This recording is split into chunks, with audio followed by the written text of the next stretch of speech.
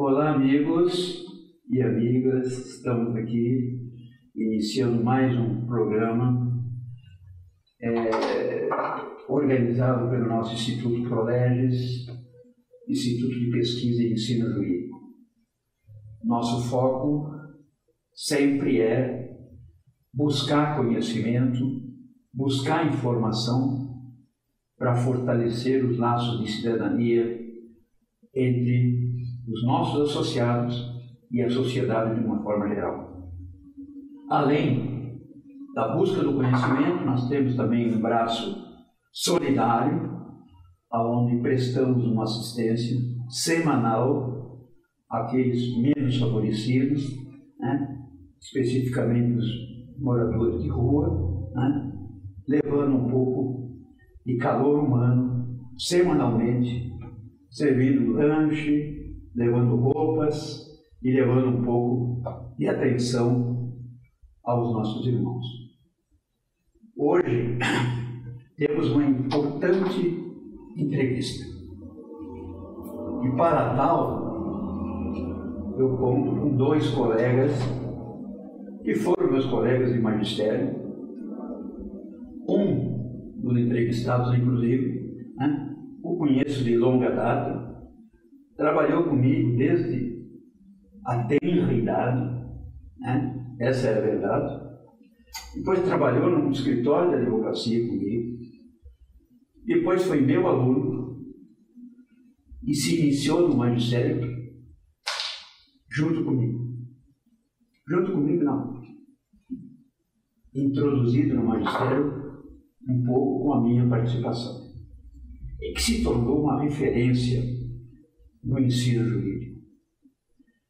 O outro entrevistado, um colega muito querido, que eu conquistei ao longo da minha vida profissional, onde fomos professores numa universidade em São Paulo, e o qual eu guardo um grande respeito e grande admiração. Eu estou falando de quem? Nosso entrevistado, Dr. Edson Quirino, professor universitário. E estou falando de mais quem? Professor Eduardo Mirabi.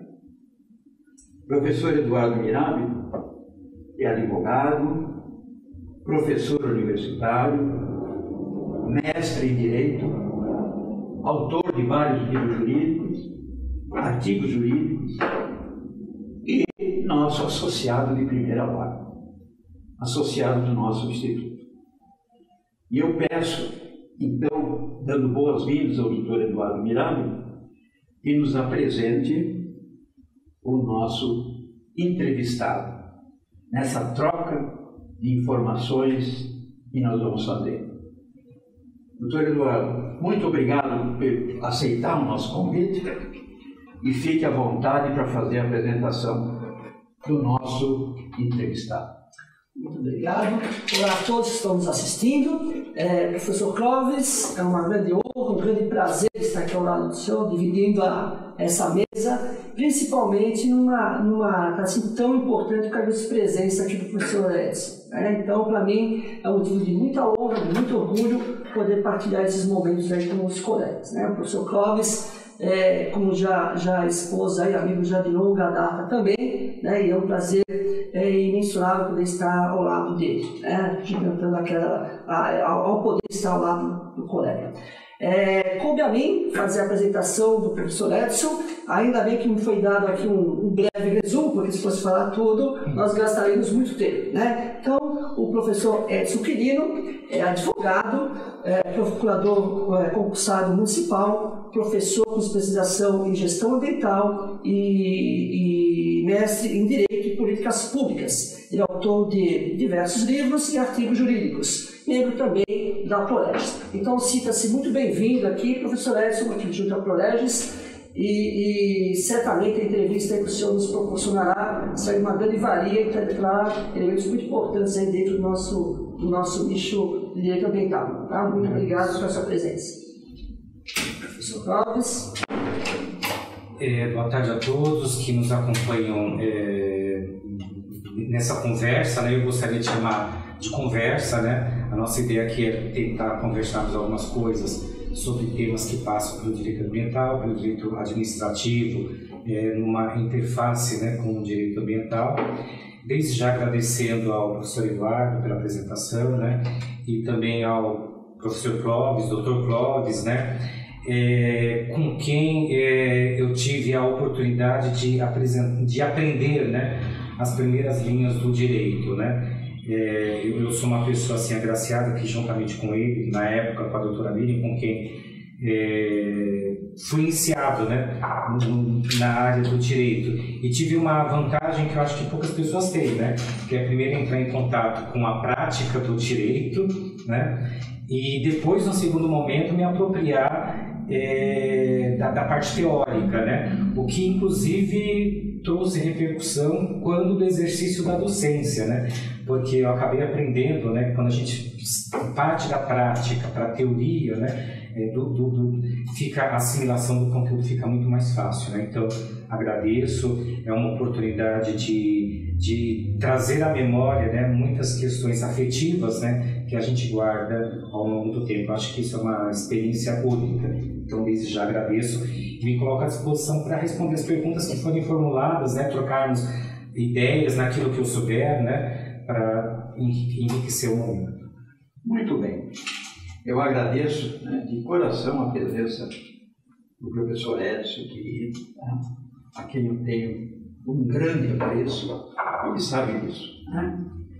E que captou a minha admiração, porque ele sempre teve características fundamentais de uma grande personalidade. O Hélio sempre foi humilde e muito teimoso em buscar conhecimento. Ele não teve barreiras, mas não encontrou limites intransponíveis. E isso realmente é uma satisfação muito grande para mim, e vê-lo hoje uma carreira vitoriosa, notadamente como professor, né? Eu, professor de longa data, sempre digo, 51 anos em magistério, eu privilegio muito aquele que busca transmitir conhecimento. E tenho um carinho muito especial pelos professores. E o Edson está nesse rol. Muito obrigado, professor Edson, e é uma honra para nós de recebê-lo nessa data. Muito bem. Acabamos de comemorar 34 anos de Constituição Federal. E a Constituição Federal, essa chamada de Constituição Cidadã, ela traz uma atenção especial com a proteção ambiental. Nós temos um artigo na Constituição que eu considero de pouca redação e muito conteúdo, que é o artigo 225 da Constituição. Ela, artigo 225, nos traz a exata dimensão da responsabilidade, tanto do gestor público, do poder público, quanto de cada um de nós cidadãos, no compartilhamento dessa obrigação com a questão ambiental. E eu, no meu mestrado, e tenho certeza, todos nós fizemos o mestrado voltado na área do direito ambiental, uma das frases que mais ouvimos e que mais me agrada, que eu transmito aos meus alunos hoje como professor, é: o direito ambiental é vida. Eu acho que é uma frase curta, que encerra uma dimensão muito grande. Gostaria que inicialmente você fizesse algumas considerações sobre a proteção ambiental, sobre o alcance constitucional dessa proteção e como é que você vê nos dias atuais a aplicação e o respeito a essa norma constitucional. Ok, me agradeço. Bom, de fato, né, como o professor Clóvis coloca, né, a nossa Constituição foi bastante feliz, e não só feliz, né, como inovou, né, exemplo de, eu acho que abrindo caminhos para que outras constituições passassem a fazer isso, dedicar o seu texto, né, um capítulo específico para tratar do meio ambiente, coisas que não aconteciam antes da Constituição de 88, né? Nós tínhamos algumas leis esparsas que tratavam de temas específicos de matéria ambiental, mas é com a Constituição de 88 que o tema ambiental ganha uma importância, né? E eu diria não só importância, né? Eu acho que acaba sendo um tema que acaba provocando a necessidade de que a sociedade comece a ver a questão ambiental com outro olhar, né? Porque normalmente a gente olha a questão ambiental na perspectiva do direito, né? Mas a questão ambiental ela é interdisciplinar, ela é multidisciplinar. Nós não podemos tratar da questão ambiental apenas na perspectiva do direito. Eu acho que ela nos dá subsídios para que haja uma mudança na própria cultura da sociedade em relação à tratativa desses temas, né? A questão ambiental permeia o nosso dia a dia, né? O nosso cotidiano. Todos nós, em algum momento, praticamos algum ato, exercemos alguma função que resvala na questão ambiental. E uma das questões que me preocupa muito na questão ambiental, e que ela é muito feliz nesse ponto, é a preocupação na preservação do meio ambiente, não só em relação às presentes, mas em relação às futuras gerações, né? E, como eu sempre penso, boa parte dos problemas ambientais que nós temos hoje decorre da ausência de preocupação das gerações que nos antecederam em relação às questões ambientais, talvez porque não era a agenda do momento, não se tinha preocupação. Felizmente, dentro do processo civilizatório, né, a humanidade evolui, né? E a nossa sociedade evoluiu no sentido de trazer uma preocupação nesse sentido, e a Constituição foi muito feliz nesse sentido. É lógico, a Constituição não resolve todos os problemas, né? Mas ela acaba nos dando elementos para que a gente possa trabalhar com o tema de uma forma bem mais ampla. O professor colocou muito bem, né, na questão da sociedade vem evoluindo nessa questão da proteção ambiental, né? Tem notado a importância dessa defesa que é um comando constitucional. Agora me diga, o senhor percebe que dos entes federativos, na questão da educação ambiental, os entes federativos estão fazendo a parte deles em educar essa sociedade para que ela possa evoluir, ou é um movimento mais isolado da própria sociedade? Bom, então vamos lá, né? A Constituição coloca o tema interessante, né? A questão da educação ambiental, que o tema da educação ambiental, tal como ela é colocada no artigo 225, né? não é disciplina, né? Deve ser introduzida em todos os níveis de educação como componente curricular, não atrelado a uma única disciplina, né?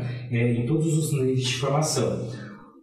O que a gente percebe na prática, no dia a dia, né? O que a gente percebe é que o poder público, né, em todos os níveis, a impressão que eu tenho e que eu percebo é que ainda não tem, de uma forma contundente, né, atuado com esse viés, né? Eu acho que existem ações específicas, né, do poder público nos 3 níveis, na área de fiscalização, talvez, né? Na área da regulação, na área de instituir uma legislação que venha dar eficácia, implementação nos conteúdos que decorrem do artigo 225, mas acho que nós ainda avançamos pouco na área da educação ambiental, né? Porque a gente acaba percebendo que, em termos de educação ambiental, quem tem exercido esse papel de forma mais atuante é a sociedade civil, em especial as ONGs, associações de modo geral, que dentre as suas funções, além de atuarem na defesa e preservação do meio ambiente, acabam também atuando como forma de atuarem na educação propriamente dita. E mesmo as instituições, né, eu penso, mesmo as instituições de ensino, de nível fundamental, de nível médio, de nível superior, quando tratam do tema, ainda tratam de uma forma muito tímida, né? Eu lembro que teve agora, né, não estou mais na docência, mas uma vez professor sempre professor, né? A gente não consegue se desvencilhar disso, né? Mas eu lembro que um dos últimos anos, quando eu estava na docência, uma das disciplinas que eu trabalhei foi direito do consumidor. E esse viés ambiental que a gente tem, né, essa preocupação ambiental que a gente passa a ter, me fez que, inclusive no curso de gestão comercial, tratando de direito do consumidor, eu trabalhasse com conteúdos de direito ambiental, né? Trabalhando a questão de consumo sustentável, consumo responsável, trabalhando questões que para mim eu considero importantes, questões relacionadas à logística reversa, né? Tentando fazer com que aqueles gestores que vão atuar na área comercial também tivessem essa preocupação, não só com a venda do seu produto, não só com a comercialização daquilo que eles pretendiam comercializar na prestação do serviço, mas também essa preocupação de defesa e preservação do meio ambiente. Mas veja, isso por uma iniciativa própria, né? Não que o conteúdo do componente curricular ali tratado prevesse isso, né? Então a gente precisa avançar. Eu acho que isso tem que ser colocado como uma preocupação de toda a sociedade, inclusive das instituições, né? Em procurar formar pessoas que tenham essa preocupação, ser fomentadores, né? Replicadores desse modelo. Eu acho que a gente precisa avançar ainda nesse sentido. Eu acho que o que existe ainda é muito tímido. Com relação a esse questionamento que o professor Edson acabou de esclarecer e que o doutor Eduardo Mirado apontou, na verdade, a educação ambiental deveria começar desde o ensino fundamental, porque é lá que nós formamos a base, né, da educação. Eu acho que se criássemos uma política efetiva de esclarecimento das crianças, ao longo do tempo teríamos uma consciência ambiental muito forte. Uma questão importante é que o direito ambiental, na questão da interdisciplinaridade, eu considero a área do direito que mais relação tem com todos os ramos do direito. Ela tem relação com o direito civil, tem relação com o direito processual, tem relação com o direito penal, tem relação com o direito administrativo, tem relação com o direito empresarial, tem relação com o direito do consumidor, né? Então, com o direito tributário. Então, ela se relaciona com todas as áreas do direito, né? Então, talvez não necessite de uma disciplina sobre direito ambiental, mas desde que o professor dê essa visão ampla, cada um na sua área de conhecimento. E, às vezes, falta, acredito, um planejamento mais adequado, né? E, às vezes, até uma boa vontade de fazer esse complemento. Mas, professor Edson, uma questão, eu lembro que quando eu sou o mais idoso aqui, ainda quando eu tinha cabelo, como eu já era formado em direito, e era antes da Constituição. Na época, quando se falava em meio ambiente, a primeira coisa que vinha à tona, rios, florestas e fauna. A gente achava que o meio ambiente era isso. Era o rio, a floresta e a preservação dos animais.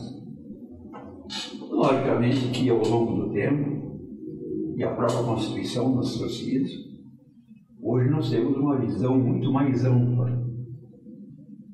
Hoje, professor Edson, no que consiste efetivamente, para trazer informação aos nossos amigos, o direito ambiental. Ok, vamos lá. Então, agradeço a pergunta, isso me permite, né, fazer algumas colocações, né?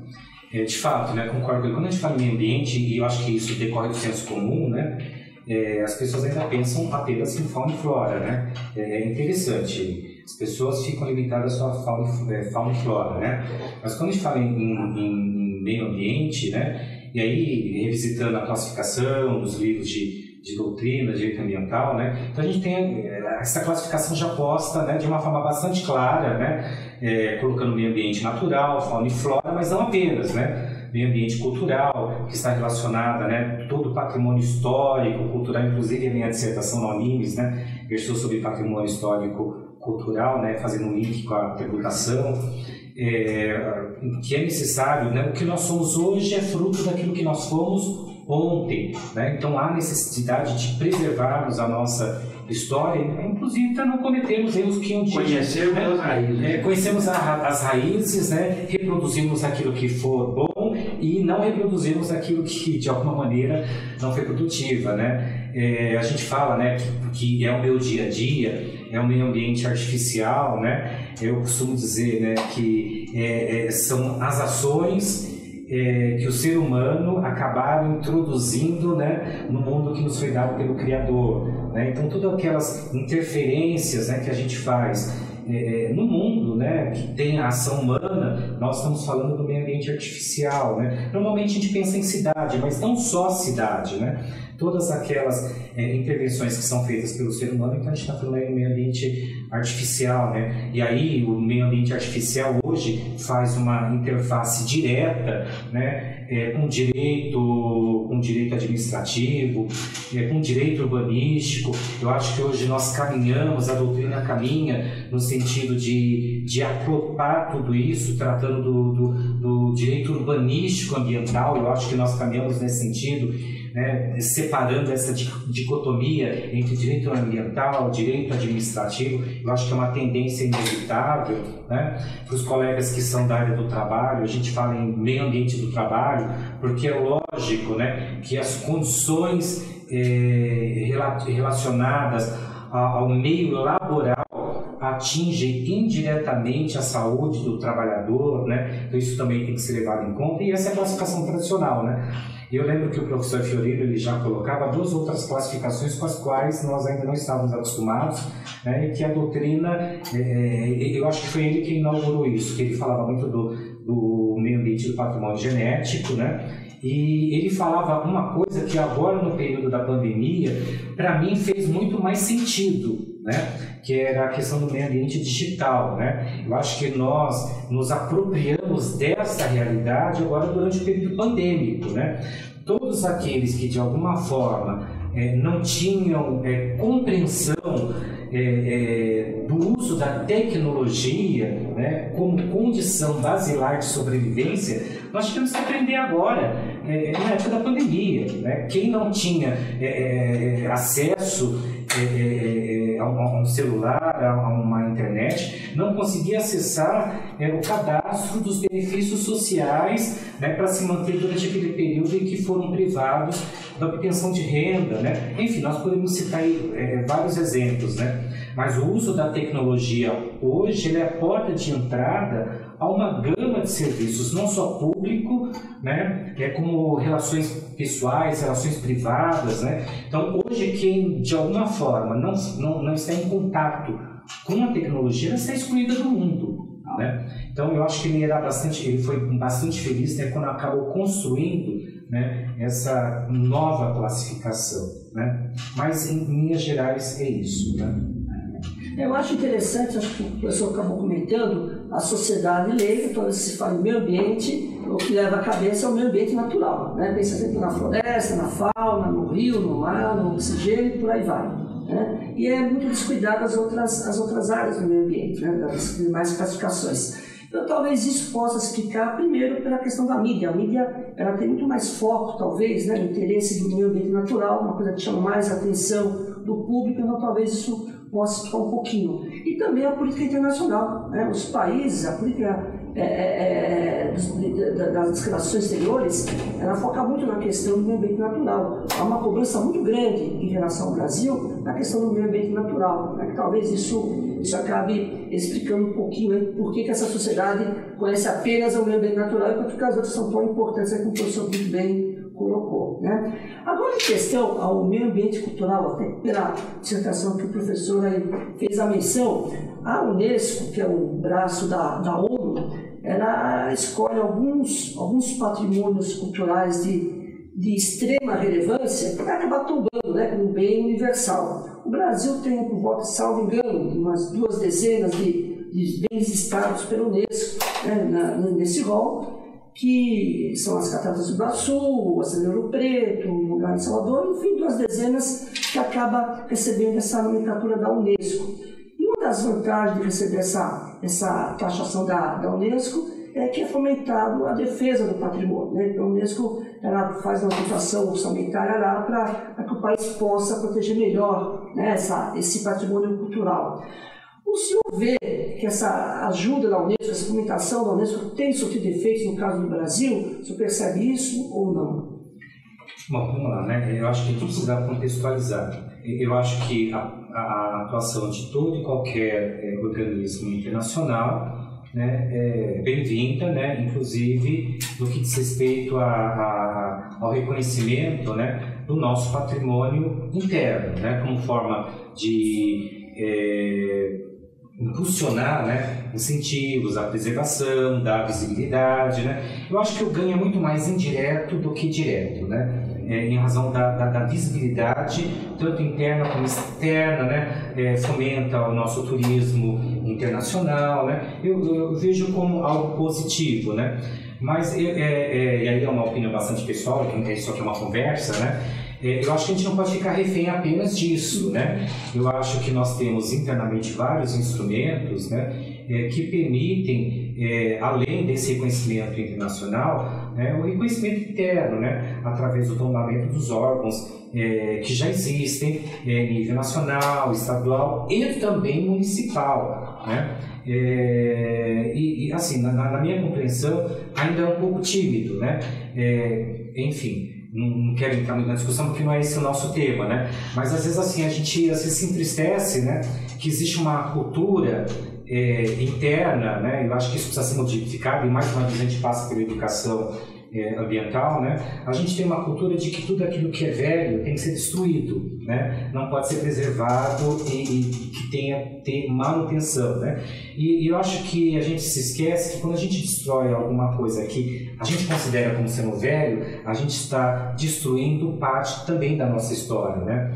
Então eu acho que essa relação é perfeitamente possível conviver um novo com o velho, né? Mas a gente tem uma ausência de preocupação de manter. Então, por mais que a gente tenha mecanismos, né, de conhecimento internacional, é importante, mas não é só isso. Eu acho que existem instrumentos internos que precisam ser fomentados, né? Não é objeto aqui da nossa conversa, mas eu vou vender o meu peixe também, né? Um dos itens que eu trabalhei na dissertação foi inclusive isso, né? A utilização dos instrumentos tributários como forma de indução de comportamentos que possam levar à defesa e à preservação do patrimônio que já existe, né? Os instrumentos tributários podem contribuir nesse sentido, através das isenções, através das deduções, né? Como forma de garantir que o proprietário de um determinado imóvel, que tenha valor histórico, né? Ele receba por parte do poder público uma contrapartida, né, na defesa e preservação do patrimônio que naquele momento está cumprindo uma função difusa, né? Então a gente precisa avançar nesse sentido, né? Enfim, existem várias formas. Eu falei das isenções, dos incentivos fiscais de modo geral, mas existem outras formas, né?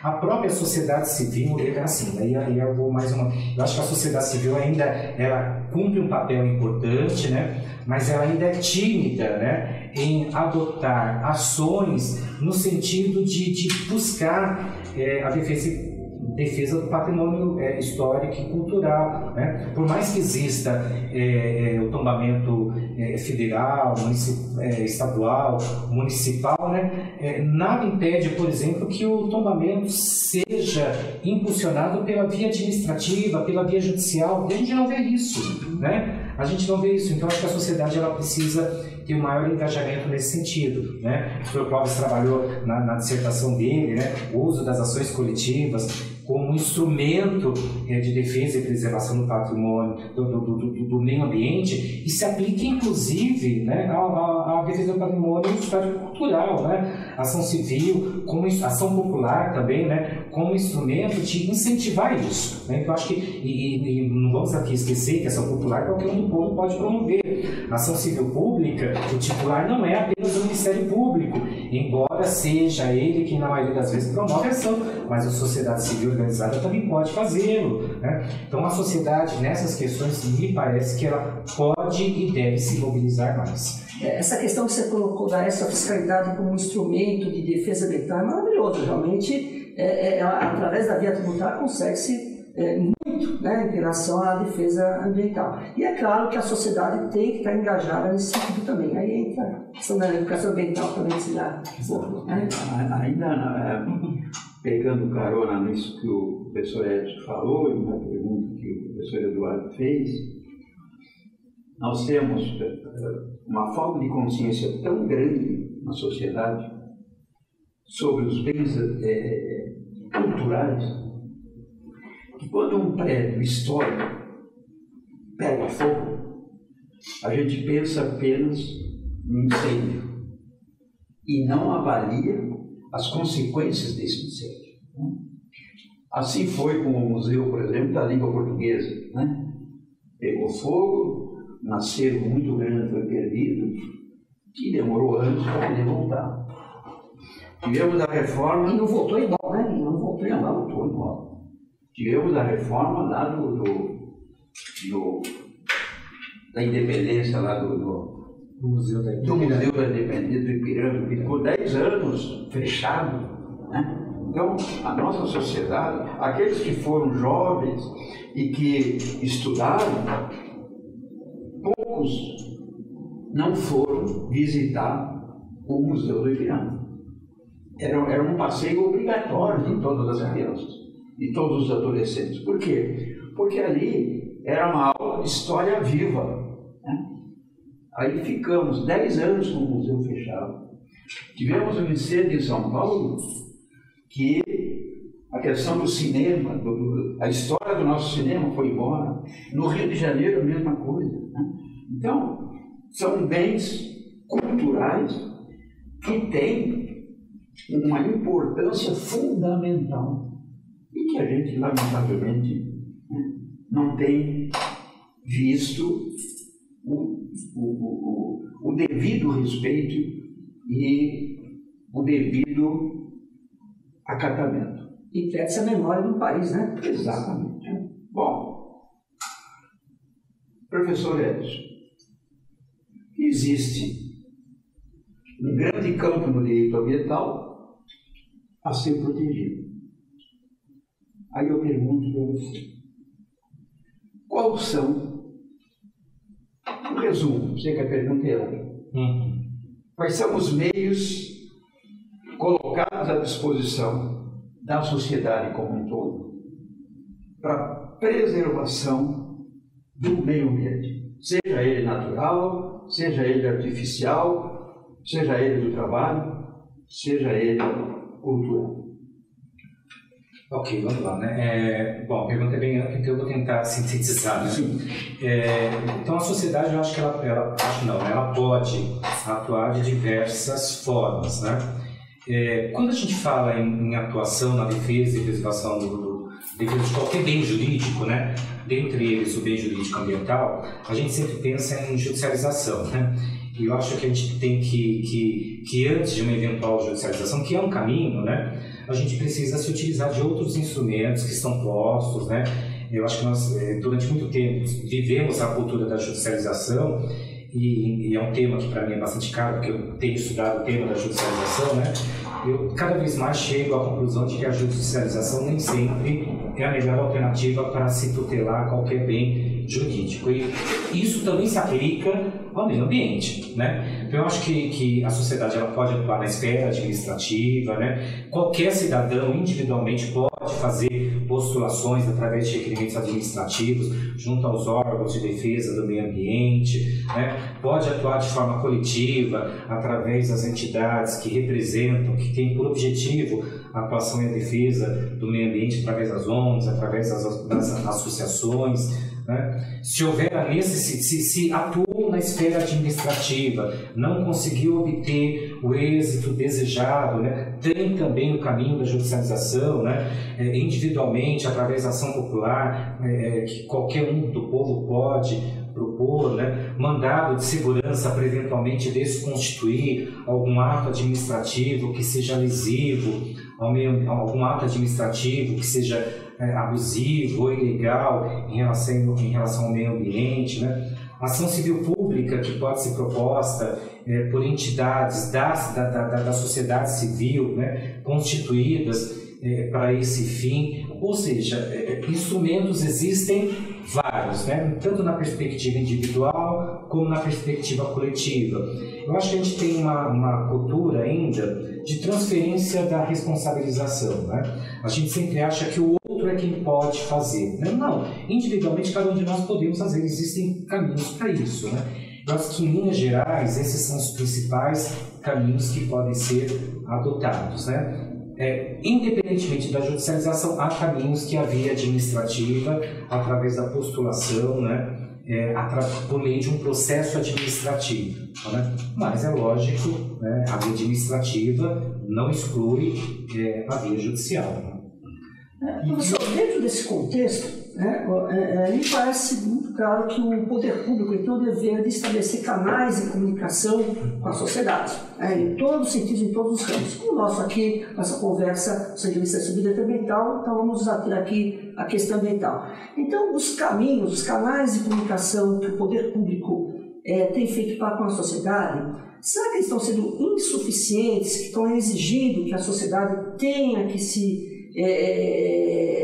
enveredar pela área judicial? Será que a judicialização é uma opção de uma sociedade que não tem o conhecimento exatamente dos seus direitos, ou talvez o poder público esteja falhando nesses canais de comunicação? Porque a via judicial também é um canal de comunicação, né? Não sei se é o mais desejável, mas também é um canal de comunicação.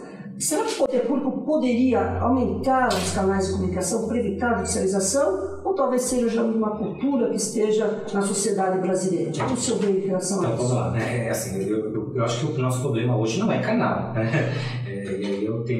Eu acho que o nosso problema não é canal, principalmente depois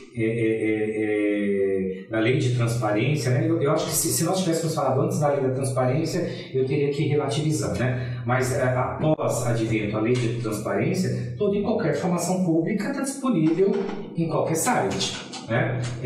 Todo e qualquer órgão minimamente disponibiliza as informações, né? Então acho que o problema nosso maior não é canal, né? Os canais existem, mas eu acho que o problema maior ainda é uma cultura, né? Que ainda pensa que o único instrumento diante de solução de conflito é a via judicial, né? O que eu percebo na prática, pode ser que eu esteja enganado, né? Não sei, mas assim, que é a minha percepção, né? De que o particular ele só adota alguma postura relacionada a meio ambiente quando ele é o sujeito passivo, né? Da infração ambiental, né? E aí ele está muito mais preocupado na defesa do interesse individual do que na defesa do interesse coletivo. E aí essa questão chega à administração pública, quer seja pela via administrativa ou pela via judicial, mas não no sentido da defesa do interesse coletivo, muito mais com a preocupação do direito individual, né, diante da prática de um ato infrator, diante da prática de um ato lesivo, com a preocupação da defesa do interesse individual do que do interesse coletivo, né? Eu acho que a gente precisa avançar, né? Quando a gente pensa em meio ambiente, eu não posso estar preocupado apenas com o meu interesse, eu tenho que estar preocupado com o interesse de toda a sociedade. Então, assim, não penso que o problema esteja nos canais, né? Mas na ausência de canais, na ausência de instrumentos, talvez na ausência de divulgação da existência desses instrumentos, né? Mas na ausência de canais, me parece que não seja esse o problema maior. Pois é. Dentro do direito ambiental, ele é guiado por vários princípios, né? Uma gama de princípios, uns 10 princípios que sustentam o direito ambiental. Tem dois que sempre me chamam muita atenção. Aqueles que defendem uma proteção intransigente do meio ambiente e aqueles que defendem o desenvolvimento econômico. E aí se torna um embate, um certo radicalismo. Aliás, a sociedade hoje está alimentada por radicalismo fundamental. Então existe aquele radicalismo que acha que o meio ambiente a preservação do meio ambiente é intransponível e aqueles que acham que o desenvolvimento econômico encontra barreiras na proteção do meio ambiente. O que você acha a respeito disso? A pergunta é bastante interessante, né? Bem ampla, e vamos aqui mais uma vez tentar sintetizar. Fazendo a leitura da Constituição, né? E aí eu vou lá para o artigo 170, que eu acho que o artigo 170 é que nos dá uma resposta melhor disso, porque ele trata da ordem econômica, e dentro da ordem econômica ele traz lá um princípio claro, né? A questão da função socioambiental, né? E responsabilidade socioambiental. E a leitura aqui, pelo menos a leitura que eu faço, né, do artigo 170, conjugando aí com o artigo 225, né, que é possível sim o crescimento, o desenvolvimento econômico, mas não alheio, né, à preocupação em relação à defesa e à preservação do meio ambiente, né. Eu acho que, viver é causar dano ambiental, né, não dá para fugir disso. Né? Nós estamos aqui nesse momento consumindo energia, né? Eu, para vir para cá, precisei me utilizar de um transporte público, houve a queima de combustível. Então, viver de alguma maneira provoca algum tipo de dano, né? Eu acho que o problema não é o dano, não é o impacto, né? Mas é o que fazer diante disso. Né? Então, acho que é perfeitamente possível conciliar o crescimento, o desenvolvimento econômico, né, com a defesa e a preservação do meio ambiente. Né? E nós temos, inclusive, na própria legislação, né, instrumentos para isso. Né? Ninguém aqui está querendo defender, né, vamos poluir indiscriminadamente, vamos causar dano ambiental indiscriminadamente, de modo a permitir o desenvolvimento econômico. A questão não é essa. A questão é garantir o desenvolvimento econômico com o menor impacto possível, né? E nós temos instrumentos para isso. Eu acho que dois instrumentos que eu poderia citar agora, que vem nessa linha de raciocínio, né? É o estudo de impacto ambiental, né? É o estudo de impacto de vizinhança, se nós estivermos falando no empreendimento dentro da zona urbana, né? Esses dois instrumentos são balizadores, né? São eles quem vão dizer quais são as medidas mitigatórias, compensatórias, né, que podem ser adotadas pelo empreendedor que pretende realizar alguma atividade com o menor impacto socioambiental possível, não só ambiental, socioambiental, humano, né, possível. Né? Então, agora, dizer que o meio ambiente ele é intocável não é verdade. Né? Porque nós teremos que, lógico, vou ser radical agora, né?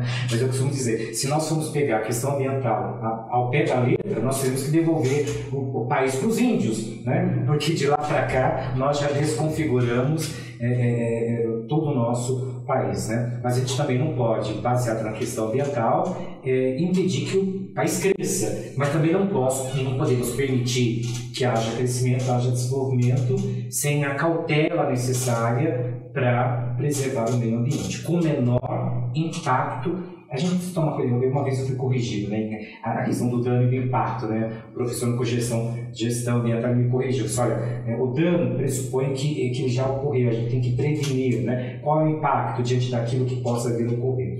Então eu acho que principalmente estudo de impacto ambiental, estudo de impacto de vizinhança, né? Eu acho que são instrumentos que podem ser utilizados pela administração pública no momento que antecede o licenciamento, para garantir que haja desenvolvimento, para que haja crescimento, para que haja atividade econômica, mas com o menor impacto possível. Pelo que eu entendi, é necessário conciliar o desenvolvimento com a proteção ambiental. Sim. Talvez com desenvolvimento sustentável seria e é perfeitamente possível, né? E aí utilizar algumas balizas, né? A atividade que está sendo solicitada, o licenciamento, ela vai causar um dano, um impacto, né, irreversível, e que não é possível a utilização de nenhuma medida mitigatória, compensatória, aí nós temos que utilizar algum mecanismo de balizamento, né? E aí é lógico, entre o crescimento econômico, o desenvolvimento econômico e o dano ambiental de maneira irreversível e sem nenhuma medida compensatória ou mitigatória, eu vou ser o primeiro em ficar com o meio ambiente. Pois é, uma questão que, quando a gente fala em preservação do meio ambiente, me vem à mente aquilo que eu considero um dos maiores desastres ambientais que nós tivemos no Brasil. Ninguém pode imaginar que a exploração da mineração é importante. É importante trazer riqueza, inclusive a nível internacional, como exportação. Mas o desastre de Mariana nos deixou uma grande lição. Quer dizer, talvez não tenha havido o cuidado necessário com a preservação, com a manutenção da segurança. E ela trouxe o quê? Trouxe um passivo de mais de 280 mortes. Jogamos rejeitos, e quando a gente fala rejeito, ninguém pode imaginar que rejeito é coisa boa. É aquilo que não presta. Jogamos rejeito de Mariana, aqui em Minas, até a foz do Rio Doce, lá no Espírito Santo. Percorrendo o Rio Doce, atingindo toda a população ribeirinha, aquela população que vivia da exploração, da pequena agricultura, da pesca, como meio de sobrevivência. E esse rejeito, não satisfeito de ancorar lá em Colatina, no Espírito Santo, ele foi pelo Oceano Atlântico parar na Bahia, atingindo as riquezas fantásticas que nós tínhamos no Oceano.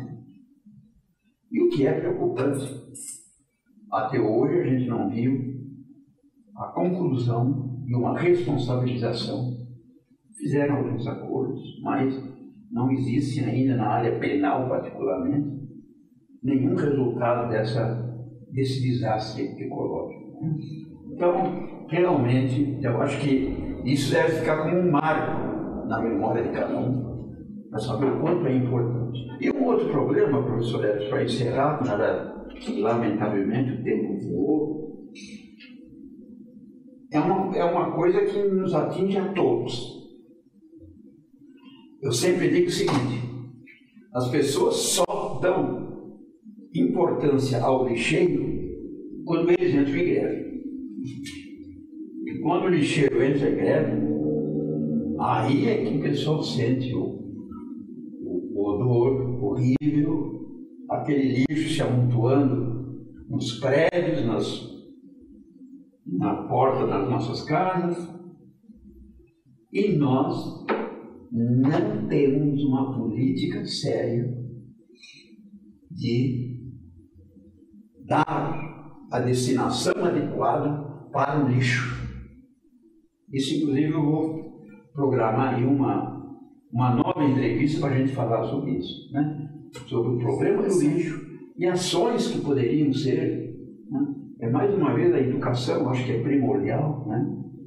Ações que poderiam ser desencadeadas para o melhor aproveitamento do lixo, porque ele tem um aproveitamento econômico, e uma forma de nós preservarmos o meio ambiente.